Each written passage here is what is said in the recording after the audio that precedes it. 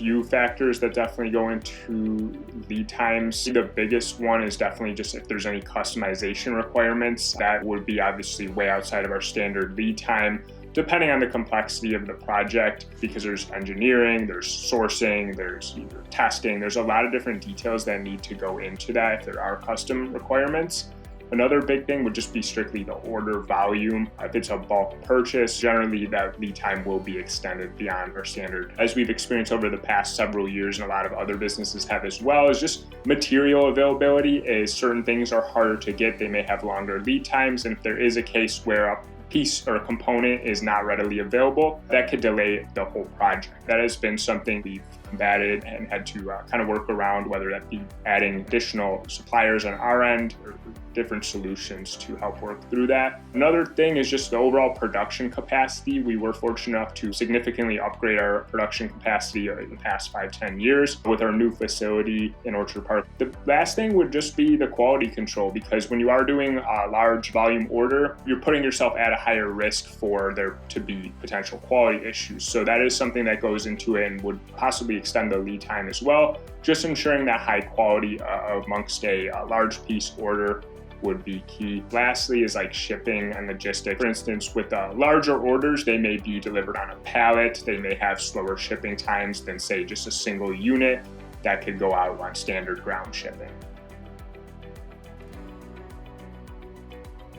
What we've done to expedite the purchasing process, we have a stocking program. We keep in stock the most popular antennas that we sell by sales volume. And that way, if it's a commonly ordered antenna, it will usually ship out the next day. And that definitely helps stay competitive, just with kind of the expectation that consumers have when it comes to shipping. You can get it into the customer's hands quicker. Another thing would just be if there are, for instance, like forecasts that a customer may have, they're going to say, hey, we need X amount of antennas over this next 6-month period. That gives our purchasing department the ability to kind of plan for that accordingly, which can help expedite delivery times. Some other things would just be like early ordering. We have had a lot of clients who will purchase stuff well in advance or has staggered deliveries depending on how many vehicles maybe they're receiving, where they don't need everything all up front at once. There's been cases where we have not had a product in stock, but a distributor or a vendor has, so you can actually maybe be able to point that customer in the direction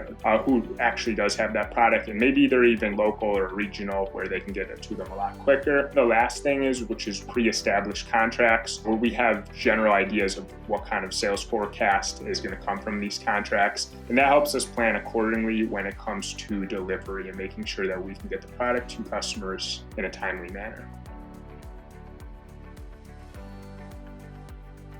Having a single point of contact, whether that be on both sides or one side, where the communication is obviously a big factor when it comes to just success in general and getting things done. If there's not clear communication, if there's multiple cooks in the kitchen, so to speak, details can get missed, things can get overlooked, and that could potentially have negative impacts on delivery times, amongst other things. So I found that in my relationships with clients, just having that single point of contact allows for things to be a little bit more streamlined. Other than that would just be regular updates. For instance, some of my point of contacts, they'll reach out and let me know, hey, in the next 3 months, we're kind of expecting this, and then I can pass that down to our team. Beyond that, I would just say the ability to be flexible. There's a lot of times where one antenna can solve a specific need, but that antenna can come in many different shapes and forms. So there may be a case where something isn't available right now, but we have another solution that will get the job done as well. That could also help streamline deliveries and keeping things expedited.